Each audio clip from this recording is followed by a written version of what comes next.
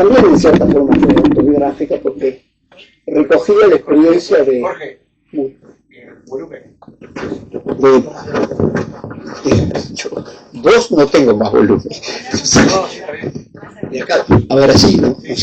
Sí.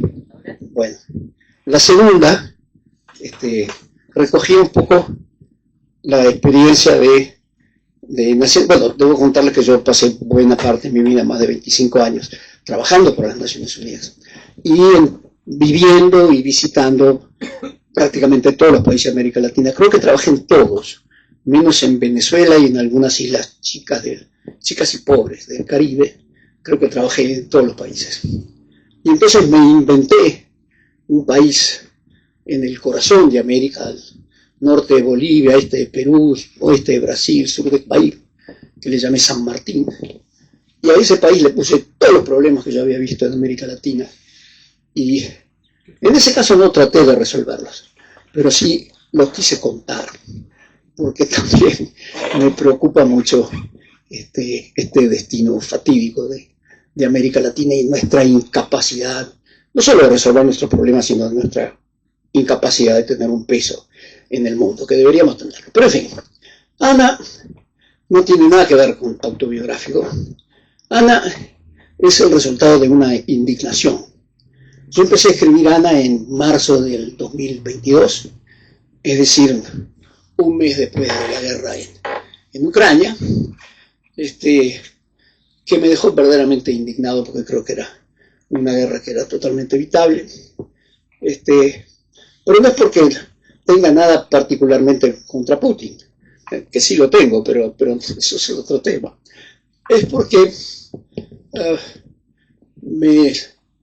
me dio la sensación de que el mundo realmente había entrado en una etapa que nos ponía ante un desafío muy importante. Ahora, el otro día que me invitaron a participar del grupo Ustedes, escuché que alguien dijo: la guerra es el estado natural, la guerra estuvo siempre, no hemos aprendido nada.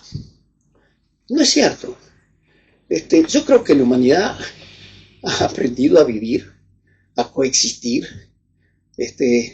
No es lo mismo las relaciones humanas ahora de cómo eran las relaciones entre los Homo sapiens hace 150.000 años.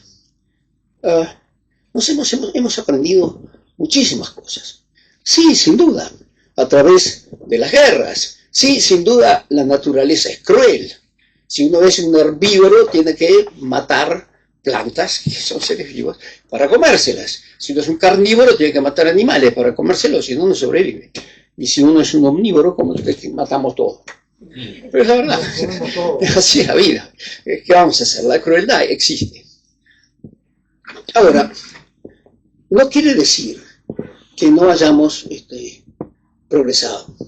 Es más, las guerras fueron siempre tan grandes y cada vez más importantes que llegamos a la Segunda Guerra Mundial, en la que verdaderamente fue la guerra más terrible y más desastrosa que conoció la humanidad. Y como resultado de la Segunda Guerra Mundial se crean las Naciones Unidas.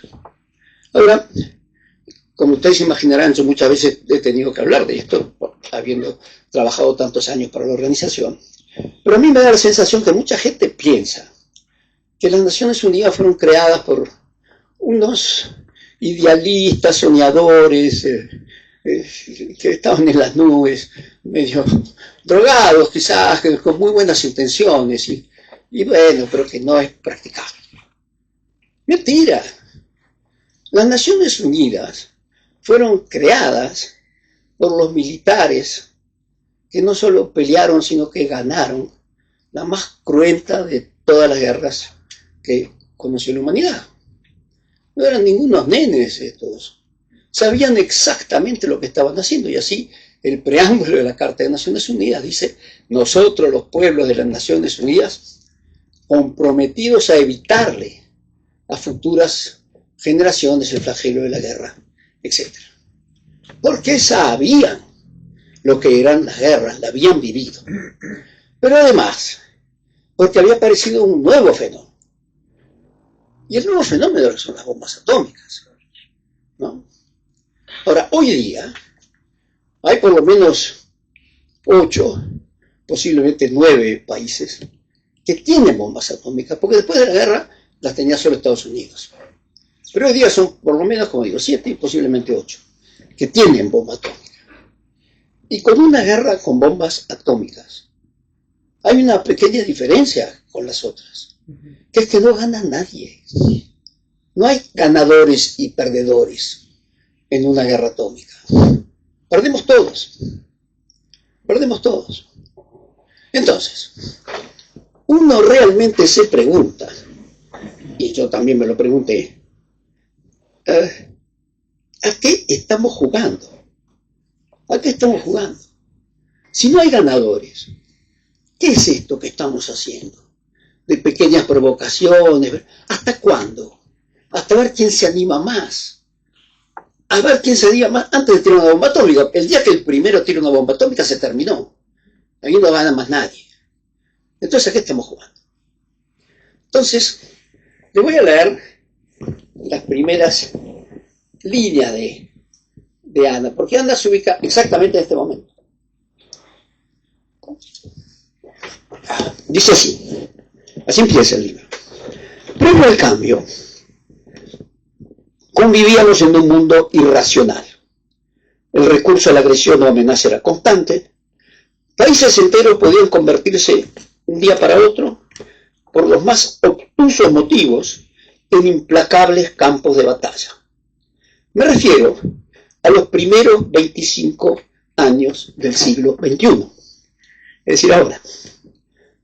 Después apareció Ana. Nada volvió a ser igual. Así empieza el libro. Ahora. Y cerrarlo, cortar la venta. Sí, así empieza. Ahora, ¿quién es Ana? Ana es una niña totalmente inadaptada, porque tiene un coeficiente intelectual absolutamente prodigioso, totalmente fuera de lo común. Con lo cual, es una chica que tiene mucha dificultad en socializar. A los 9 años ya la sacan del colegio y la empiezan a pasear por las universidades más encumbradas del mundo, donde deja a todo el mundo asombrado. Pero ella no logra comunicarse, no logra comunicar su madre. Tiene un solo amigo que es el que termina escribiendo el libro. Y se encierra en sí mismo. Se encierra en en el sótano de su casa, con su padre, con su madre, siendo única hija, y ahí empieza a trabajar en su laboratorio cibernético, con experimentar, divertirse con estas cosas sencillitas como la inteligencia artificial que el hombre ha creado y que son realmente elementales para ella. Y se empieza a jugar con eso. Pero entonces descubre una cosa, que esto es algo que a mí siempre me llamó la atención y se lo encajé a la pobre Ana, que es que si uno piensa, el Sol es una masa enorme que quema desde hace millones de años y cuya superficie hay 5.000 grados centígrados de temperatura, una temperatura impresionante. Y la Tierra, vista desde el Sol, es un puntito, como puede ser Venus. Imagino yo, nadie nunca estuvo en el Sol para decirlo, pero me imagino que es un puntito. Y con ese rayito de Sol, que llega desde esa masa enorme a este puntito en el cosmos, se generó, se creó, se reprodujo toda la vida en la Tierra, con ese mínimo de energía. Entonces, de ahí Ana saca la idea de crear, con la genialidad que ella tiene, una especie pantallas gigantescas que captan muchísima energía, que captan mucha más energía. Y a través de todos estos mecanismos ella tiene la capacidad de dirigir esa energía a cualquier punto de la Tierra con una precisión milimétrica, como son estos instrumentos que ya existen hoy día de georreferencia, que puede llegar a cualquier cosa, precisión milimétrica. El día que ella se da cuenta de esto, se da cuenta que efectivamente ella tiene más poder que todos los ejércitos de la Tierra, juntos. Tienen enorme cantidad de poder. Y decide que va a utilizarlo. Y se decide porque durante ese periodo justamente una superpotencia, fíjate tú, invade un pequeño país que se llama el Uzbekistán. El Uzbekistán es una mezcla de Ucrania, Irak y Afganistán, para que vean que no es solo con Putin que la tengo, sino con entonces esta superpotencia invade el pobre Uzbekistán, que se tiene que bancarla. Y Ana considera que este es el momento oportuno para hacerse presente y decir, basta. Digo, es absurdo, así no se va.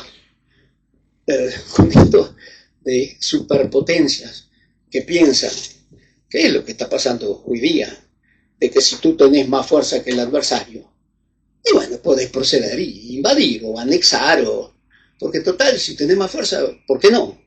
¿Cuál es el impedimento ético, legal o incluso moral que te impide hacerlo? No, si tenés más fuerza, parecería ser que, bueno, tengo la fuerza, lo hago, lo digo, lo propongo. Entonces, de aquí empieza la parte de comedia de este libro, que es que Ana decide, ¿cómo hago para presentarme ante el mundo y explicarles que este no es el camino, efectivamente, que hay otros caminos que no son imposibles, pero que son caminos de paz? Ahora ella sabe, conociendo el mundo, que de presentarse y presentarse con ese poder va a causar un pánico, una histeria absoluta, que es exactamente lo que pasa. Y ahí es donde este libro se transforma en una comedia política, porque irónicamente eso es lo que, así es como lo humaniza. Cuando aparece Ana, que antes de aparecer lo estudia muy meticulosamente, tanto así, y por uno de los motivos que recién se leían, sabe que ya la imagen de ella, porque Ana es una persona cuya madre es caribeña, es decir, de origen afrodescendiente, posiblemente indio, posiblemente blanco. Su padre es judío, askenazi, pero emigrado muy joven a América Latina, por lo tanto es un latino es un blanco, pero más o menos, tampoco tanto. Es decir, y ella sabe que cualquier parte de la fisionomía, porque lo ha sufrido en su familia, en carne propia, genera una reacción inmediata. Entonces dice, ¿cómo me puedo presentar? Y lo que se le ocurre es presentarse como lo más inofensivo del mundo, que es un conejito blanco. Entonces se disfraza de conejo. Dice que esto no puede aceptar a nadie. Y hace una primera intervención. Una primera intervención que dura segundos. Pero claro, con la genialidad que ella tiene, interrumpe en los medios de comunicación de todos. Televisión, radio, YouTube, todo. Aparece 45 segundos y simplemente dice, yo soy Ana, buenas tardes, soy una madre cuyo único objetivo es proteger a los niños. Yo sé que quien usa la fuerza para proteger a los más débiles se enriquece. Tenemos que terminar con las agresiones entre nosotros. Nos merecemos vivir en un mundo mejor, en un mundo de paz. Disculpa la interrupción. Y se va. Claro, todo el mundo queda, ¿qué es esto? Porque nadie se imagina que digo, hackear así a todos los medios de comunicación es una cosa que no lo hace cualquiera. Entonces, se producen todo tipo de reacciones. Por supuesto que los aparatos militares y de inteligencia se vuelven locos. ¿Quién es? ¿De dónde sale esto? Y hacen todo tipo de conjeturas, por supuesto acusándose inmediatamente los unos a los otros, y no hay ninguna de estas cosas que no son. La culpa evidentemente siempre la tiene el vecino, el sospechoso, una lista de terroristas. Y otros que no. Otros que piensan que, bueno, finalmente los extraterrestres se hicieron presentes en la Tierra. Entonces desempolvan todas las teorías sobre extraterrestres que existen desde hace los años 70 por lo menos, con pruebas irrefutables, pero que la gente no quiere admitir, pero que existen, y entonces aparecen todos esos también. Aparecen, por supuesto, como decíamos hoy, ya alguien lo mencionaba, los religiosos, que dicen, bueno, finalmente Dios se hartó y dijo, ya está, basta, párenla. Y entonces hay todo un movimiento también religioso que se mueve, y Ana deja que esto suceda, claro, se divierte un poco de ver todas las cosas, todas las conjeturas que se hacen, pero ella decide no intervenir, y esto es una cosa muy importante del mensaje, pienso yo, que deja el libro, que ella decide no intervenir, ella tiene, y tampoco dialogar, ella interviene con mensajes muy breves, muy claros, siempre a favor de la paz, siempre diciendo que las guerras tienen que terminar, pero como la gente está metida en todas estas otras cosas, no le hacen caso. Entonces, ella decide, bueno, les voy a mostrar, les tengo que mostrar, que esto es en serio. Entonces, en el Uraquistán, a la superpotencia que estaba invadiendo, le manda sus rayos solares, le funde la punta de los cañones, le funde los aeropuertos, la deja desarmada. Entonces, claro, la gente queda diciendo, caramba, esto es en serio. Y piden establecer un diálogo, una mesa de diálogo con las conejitas para ver si nos ponemos de acuerdo. Ella dice que no contesta. Ella simplemente interviene y sigue diciendo, hay que buscar la paz, hay que buscar el entendimiento, hay que buscar el diálogo, pero entre ustedes, no conmigo. Olvídense de mí. Porque claro, todo el mundo quiere saber, bueno, muy bien, pero ¿y usted qué rol va a jugar? Si hacemos la paz, ¿usted con qué queda? Él dice, olvídense de mí, ustedes hagan la paz entre ustedes. Bueno, toda una parte, es un libro corto, se lee muy rápido. Toda esa parte, que es la parte más cómica, son todos los líos estos que se arman, y Ana interviniendo muy poco. Por ejemplo, en un momento, comportándose como una diosa, les manda los 10 principios para la paz, que son como una especie de 10 mandamientos, pero son muy sencillos. Así no hay nada de extraordinario en estos 10 principios para la paz. Se los manda y los deja un año. ¿Para qué? Porque ahí, entre otras cosas, dice, efectivamente, que los ejércitos nacionales no tienen razón de ser. No tienen razón de ser. Tiene que haber sino un gobierno del mundo, pero sí tiene que haber una especie de constitución sobre qué es lo que está bien y qué es lo que está mal, y que eso tiene que ser consensuado. Ejércitos nacionales no tienen sentido porque no va a haber nadie contra quien pelear. Ella da ese tipo de directivas muy generales y desaparece y deja que los pobres seres humanos traten con esos principios de montar estructuras de justicia, estructuras de ejecución, asambleas que recojan más o menos representativamente las distintas culturas y poblaciones del mundo. Ahora, nuevamente, siempre, ¿cómo consideraría ella que esto sería representado? Ella dice, no, a mí me interesa que ustedes los consideren representativos. Si ustedes los consideran representativos, para mí está bien. no ni se preocupen por mí.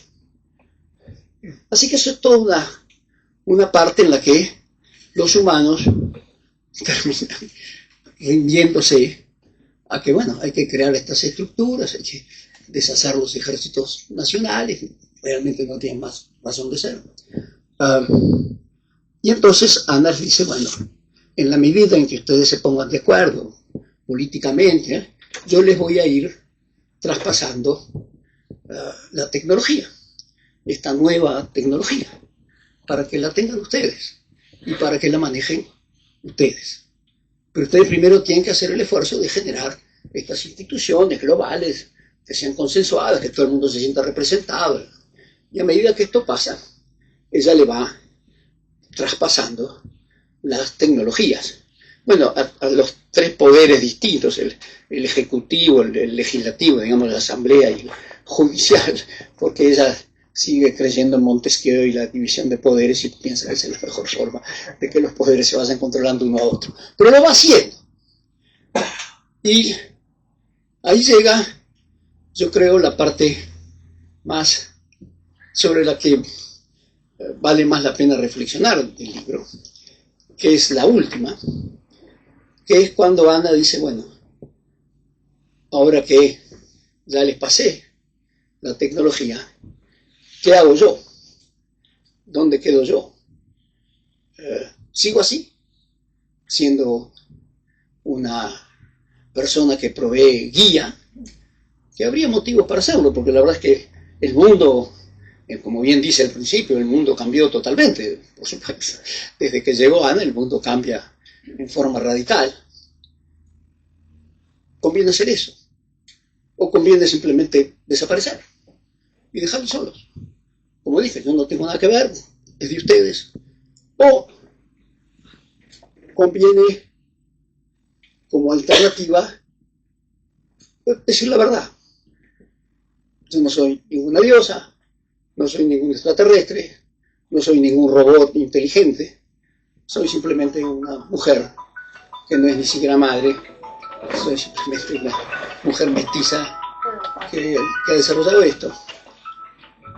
O, incluso otra alternativa, es simplemente despedirse, no explicar nada y simplemente decir que ella considera que ha cumplido su labor y que se va. Y todo lo que tenía para entregar se los ha entregado.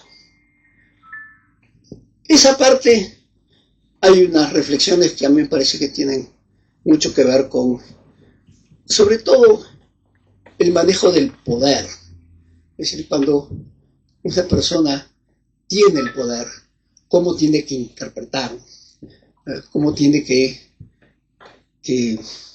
asegurarse de que ese poder no coacciona la libertad de los individuos. Y bueno, ahí hay una serie de reflexiones al respecto que seguramente a ustedes le van a, espero, a los que lo lean, les van a provocar algunas inquietudes, quizás algunas dudas.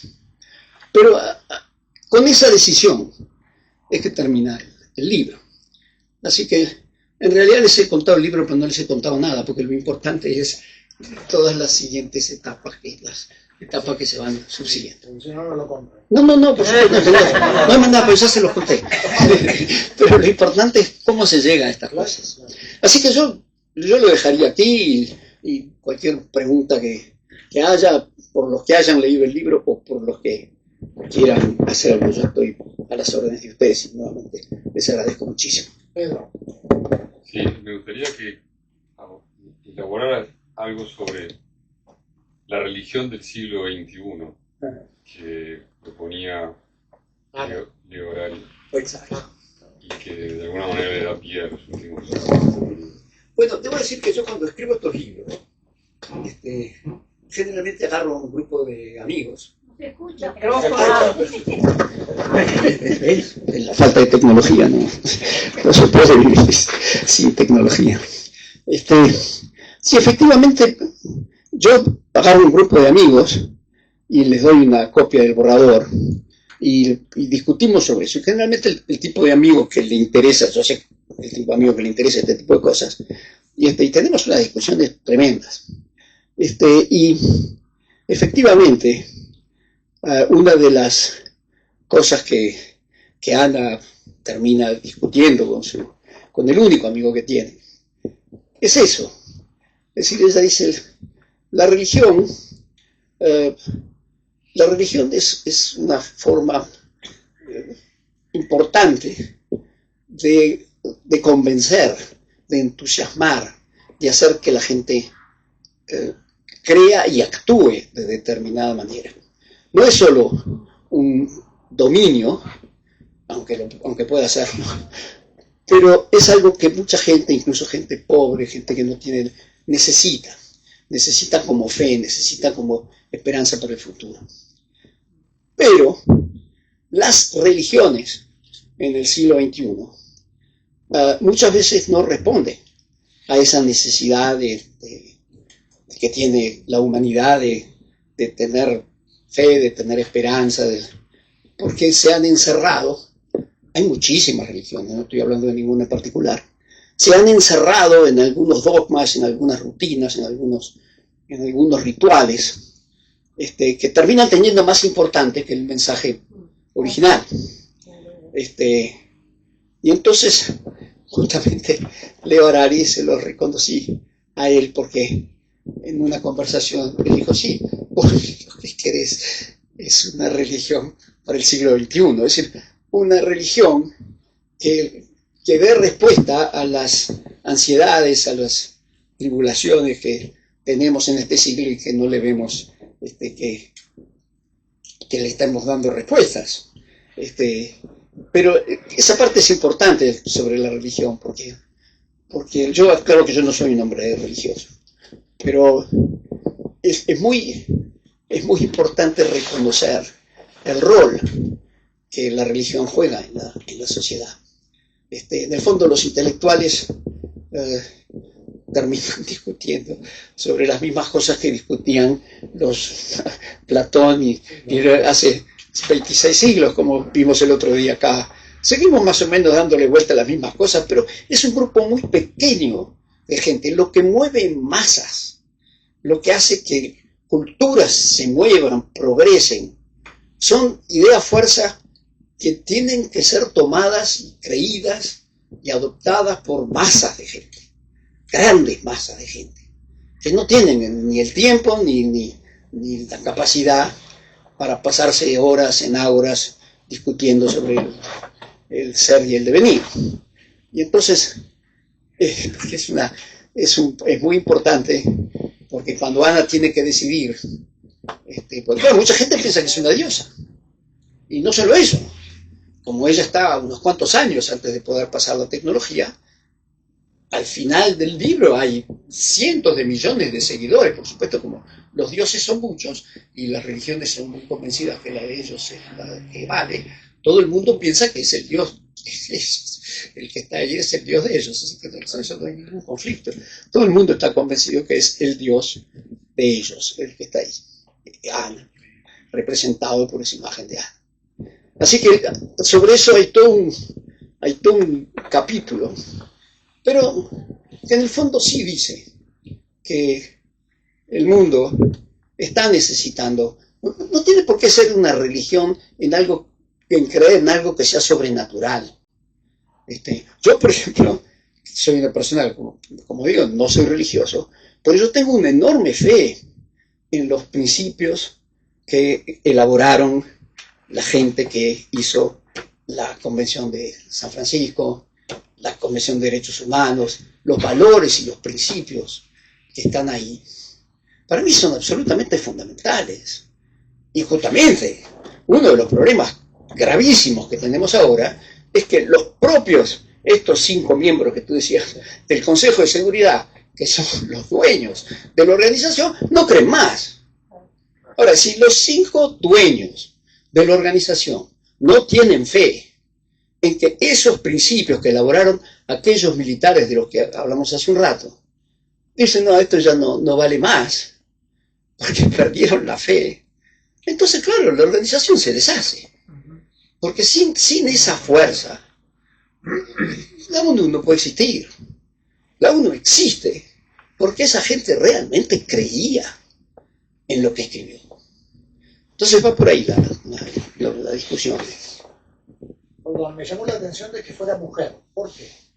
Ah, ¿Es una reivindicación social de este momento con respecto al feminismo o a los valores Es un humanos? poco Mirá. transgresora. sí, si algunos de ustedes escucharon las tertulias en perspectiva, saben perfectamente bien que yo me defino como feminista.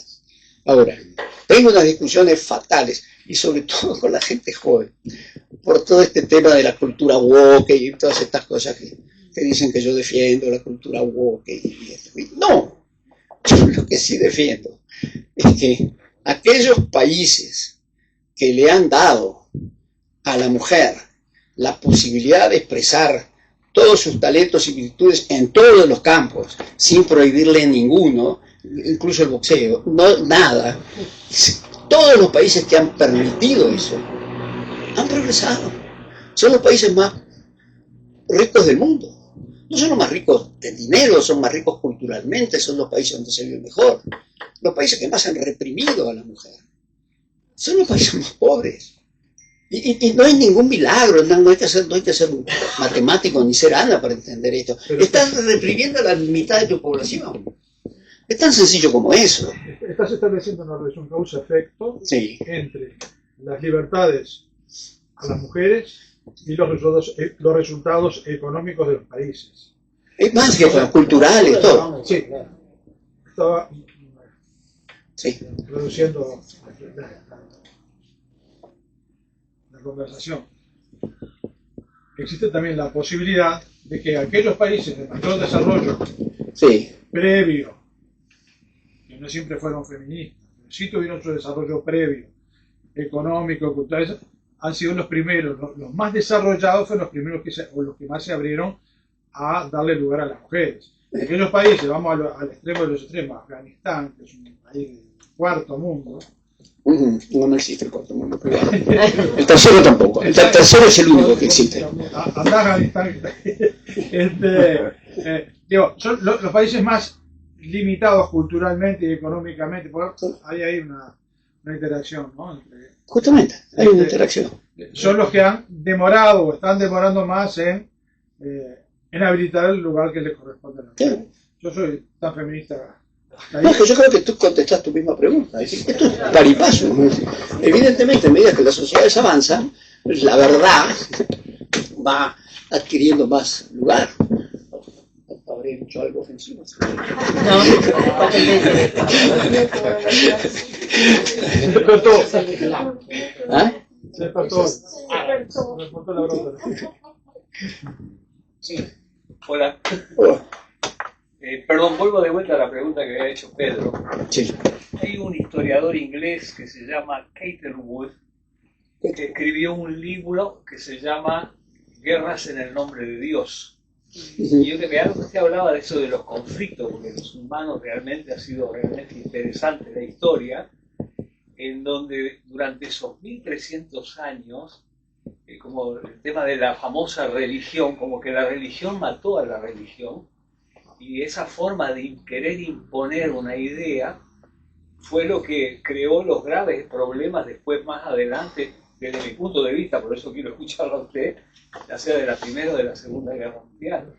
Y entonces esas 1300 años, ¿qué le trae a usted de la historia? Si esa es realmente una realidad que se puede llegar a manifestar de vuelta hoy.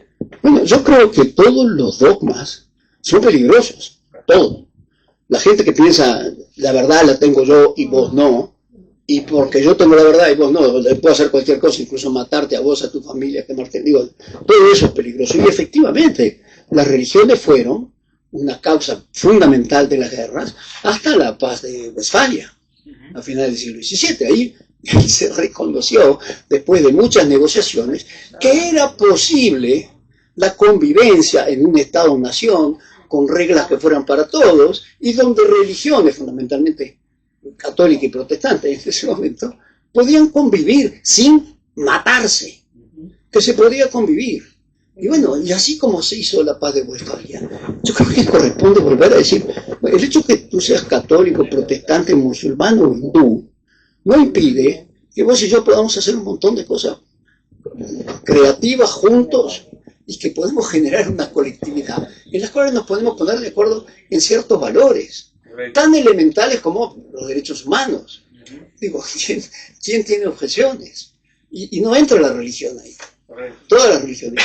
En la medida que ciertas religiones pueden, en la medida que se definen pueblos elegidos, no por una religión, sino por varias, esos pueblos, incluso el nazismo se consideraba los pueblos elegidos, en la medida que alguien se siente apoyado por Dios, superior a otros, se acabó la posibilidad de ponernos de acuerdo. Tengo que eliminar a los humanos hasta que los dioses pueden ser muy complicados. los inventamos nosotros para pero también, pero la fe es necesaria, no necesariamente cosas sobrenaturales. La fe es, no, lo que te mueve en la vida es la fe en lo que vos quieras creer. Por eso es lo que le da un sentido a tu vida. Ahora, no tiene por qué ser una cuestión sobrenatural, puede ser unos valores y principios que a vos te parezca que la vida vale la pena dedicarte tu esfuerzo a eso. Pero sí, es tan sencillo como saber que todos los seres humanos somos la misma especie. Porque yo soy agrónomo de profesión originalmente. Cualquier especie que pueda reproducirse y tener hijos fértiles es la misma especie. Punto. No hay que ir más lejos. Es clarísimo. Todos los seres humanos pertenecemos a la misma especie y somos todos iguales. Vamos. Después hay alto, flaco, gordo, negro, verde, todo lo que vos quieras. Pero somos la misma especie. Y si se parte de esa base que es biológica y no hay, porque han descubierto las razas más atrasadas del mundo, y eso se reproduce perfectamente con los norteeuropeos más avanzados del mundo, tienen hijos como locos, no hay ningún problema. Y un importante porcentaje de ADN neandertal. Bueno, el 97% del ADN lo compartimos con los orangutanes. 97, no es una pavada, ¿no? Pero de los cromañones neandertal, que eran claramente dentro de la misma especie, dos variedades extremadamente diferentes, pero se cruzaban. Y hoy día nosotros tenemos un cierto porcentaje de ADN neandertal. Todos tenemos. Sí. No, mientras te Somos el tema de las diferencias es el fanatismo. Sí. Si estamos en contra del fanatismo, vamos a vivir mejor. Ahí podemos llegar a la hipótesis que planteé que somos la misma especie. Mientras no reconozcamos que somos la misma especie y que mi grupo es diferente del otro y es mejor, y aparte que Dios es que me respalda en mis afirmaciones, ahí está todo perdido. No hay organizaciones extra gobiernos que tratan de dividir para gobernar, o sea, las corporaciones famosas no inciden justamente en esta división de seres humanos por religión, por deporte, por ideología, por política, por lo que fuera. Por geopolítica. Los Balcanes nunca pudieron juntarse porque fraccionaron toda la vida. Pueden dividir como pueden unir, digo, depende de lo que hagan.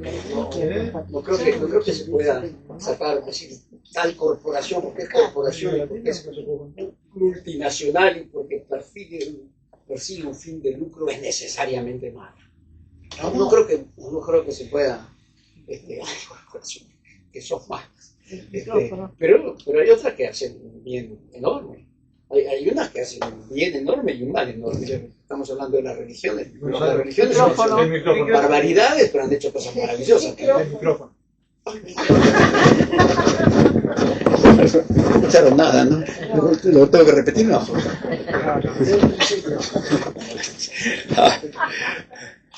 A ver, Eugenio.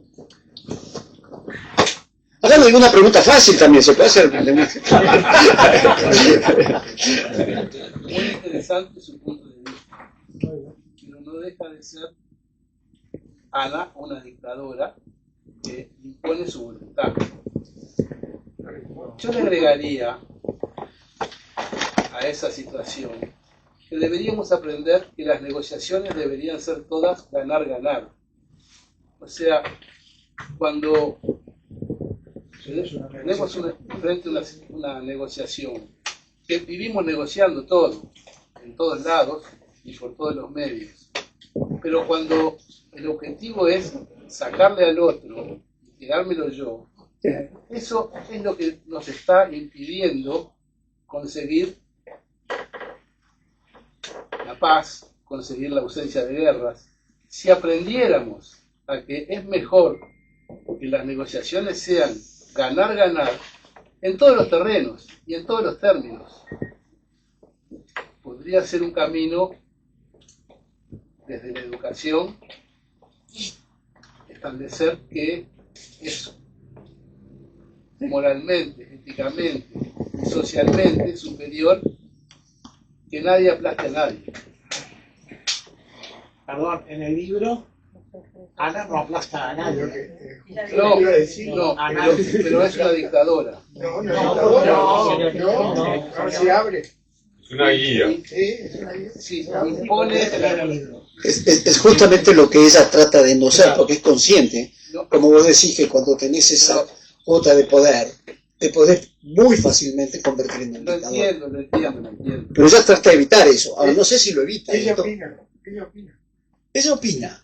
Y a veces, como en el caso de Uzbekistán, digo, ya está, basta, no mata a nadie, no derrama una gota de sangre, pero le dice, se terminó. No es cruel, no es cruel. Impone, muy cruel con las armas. Pero se impone. Impone eso, impone decir, esto no va más. Con lo cual, Y con eso, perdón, Hay una frase, hay una sola frase en el libro que dice: el derecho sin la fuerza es utopía. La fuerza sin el derecho es arbitrariedad. bueno, Esto le explica lo que es Ana en la sociedad. está bien. qué buen defensor, te voy a llevar a más de una presentación. Esa es la presentación. El proceso de Ana es claro. El proceso de Ana es claro. Que no impone nada. Ella sugiere. Y cuando no se habla. Y Hay ves, una cosa también, de que una cosa es el consenso. Seguro. Ahora, ¿qué pasa cuando no hay consenso? Bueno, y ahí es donde ¿Ahí viene el verticalazo? ¿no? Ah, bueno, ese es el Ese es el en el punto. que Ana Ese es el transita punto. Claro, se habla. entre el consenso y el verticalazo. Seguro. El padre de la zanahoria. Yo diría que había una opinión conciliadora. Está bien. no, pensé que habías levantado la mano, disculpa. A ver, ¿alguna otra pregunta de estas medidas discutibles? ¿Todo el mundo está de acuerdo? Pensé que habías levantado la mano, por eso problema. no es necesario. Va a ser el embajador, Una- va a ser una una- pregunta difícil, seguro. Es ideal para llevarlo Una polémica, pero bien la polémica. Porque Sí, claro, resulta que está bien, todo bien, muy- bien, es lo que queremos. Se parte de la premisa que las guerras son todas malas. No, ¿Son así? no, no. Si Consecuencia, hubiera habido porque- intervención de Estados Unidos, hablaríamos alemán ahora. No Sí que digo, no fue pero mala. la Segunda Guerra, que pone como ejemplo, ¿no? Tuvo efectos, terminó con el colonialismo, nace La Naciones ganó Unidas. Rusia. Sí. A veces las guerras suponen un adelanto. Puede hablar más fuerte. A veces las guerras, no tienen todos efectos negativos para después de la guerra. ¿Eso Ana lo considera? No, yo creo que eso es otro tema, Álvaro. Yo creo que las guerras son todas malas. Yo creo que cuando dos comunidades no encuentran otra forma de zanjar sus diferencias, que no sea matándose a palos, es bárbaro y es malo. Yo creo que hay formas de avanzar y generalmente no avanzan tanto. Generalmente las guerras no es que avancen tanto. Claro, si tenés un loco, es mejor, pero se puede, es mejor aislarlo. Pero no es necesario armar la guerra que se armó para tratar de parar a Hitler. Había otras formas de pararlo también. Yo creo que la guerra siempre es mala. Y además, no sé, porque me tocó presenciar, no pelear, porque yo no estaba peleando, pero sí me tocó presenciar una guerra en El Salvador. Me tocó estar ahí cuando la invasión del Farabundo Martí a San Salvador, Rosario, mi mujer, también estaba conmigo. Y la guerra es una cosa ridícula. Yo les digo una cosa que les va a extrañar.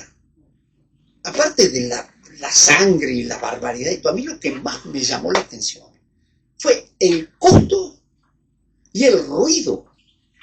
El ruido es una cosa que no se puede creer. Y el costo.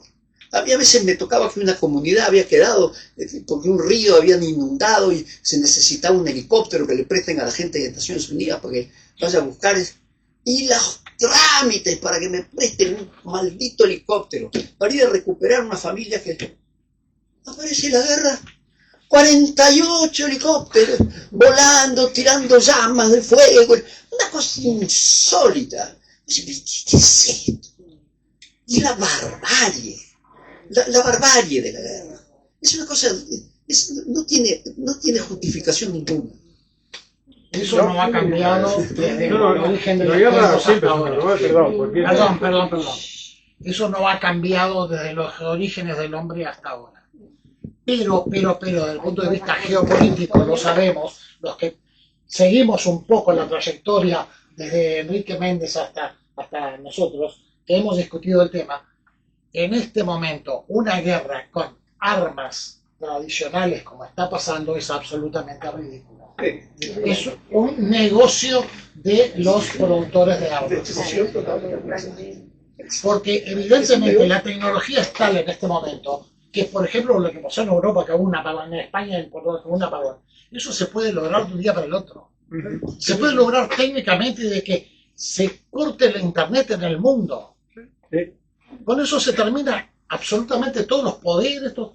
Entonces, ¿de qué estamos hablando? ¿De qué guerra estamos hablando? Una guerra barrial que la propician para la venta de armas. Esa es la realidad de ahora. O sea, las guerras hoy no son necesarias. Estas guerras no son necesarias. Definitivamente te voy a invitar a... El puesto es suyo. Eugenio. Perdón. No son necesarias, pero se está respaldando tomar territorio por la fuerza. Bueno, eso de territorios. Sí. Se está respaldando. Eso es la paz en Ucrania va a significar perder territorio. Es igual que si mañana Brasil dice de Río Negro para el norte es mío. Bien. La Argentina dice al sur del Río Negro es mío. Argentina. Las guerras ahora no son por territorios, únicamente por el ego de algunos. Puede ser de que antiguamente mi territorio, el territorio era, entonces lo voy a tratar de rescatar, pero es ridículo.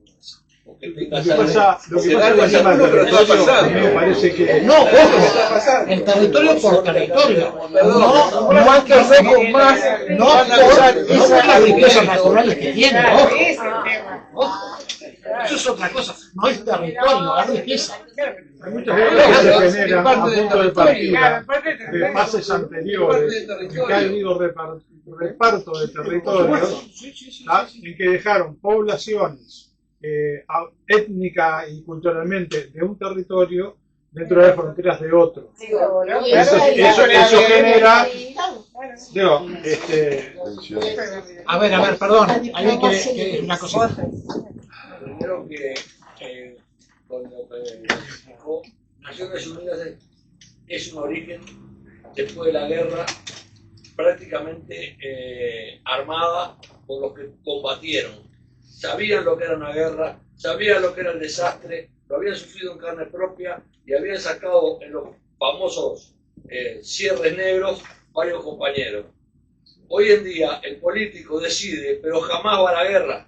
Se queda sentado en la oficina y va al militar a ver qué pasa. Tampoco va. Por otro lado, tampoco va.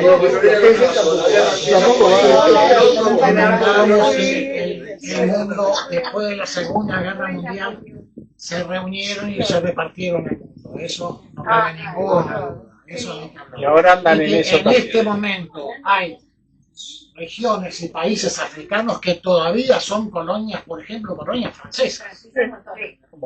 Y se dan el dique de decir de la libertad. No va. Eso es absolutamente económico. Te contesto con una anécdota que va muy en línea con lo que me estás planteando.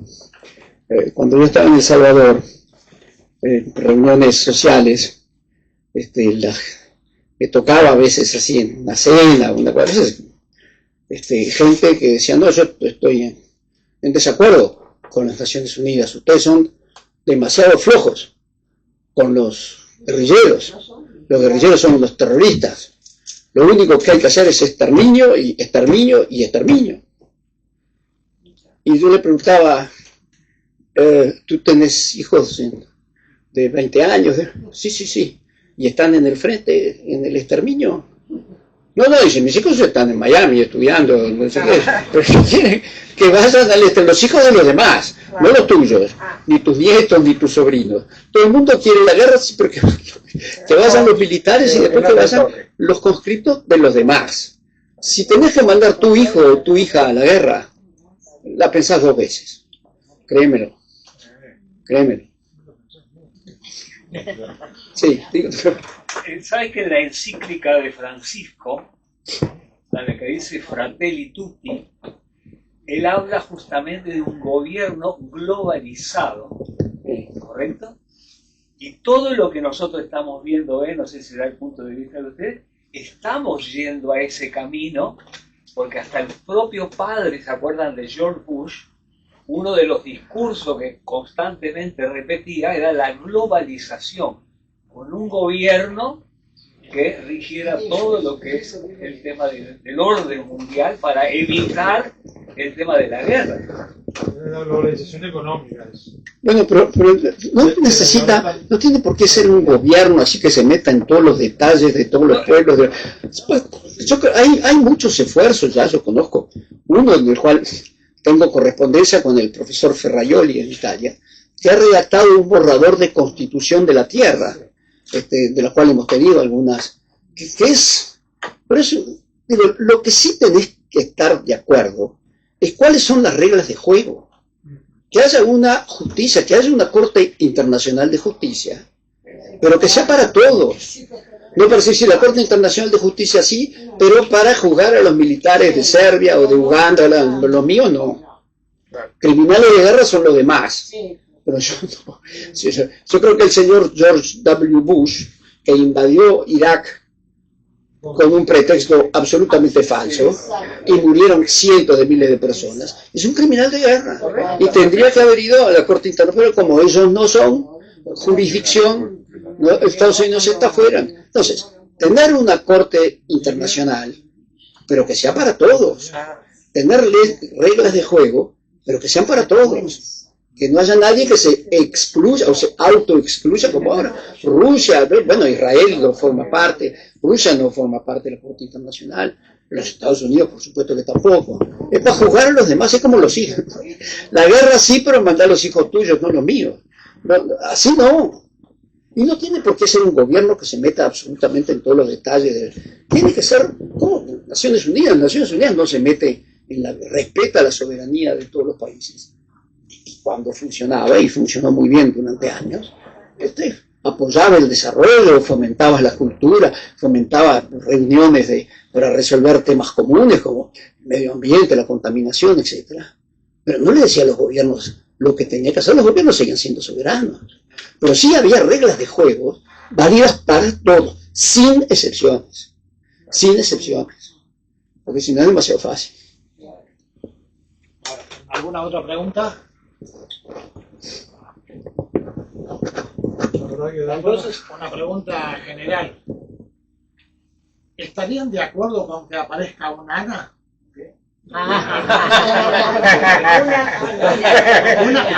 Buen defensor. ¿Estarían de acuerdo? Sí. Lean el libro.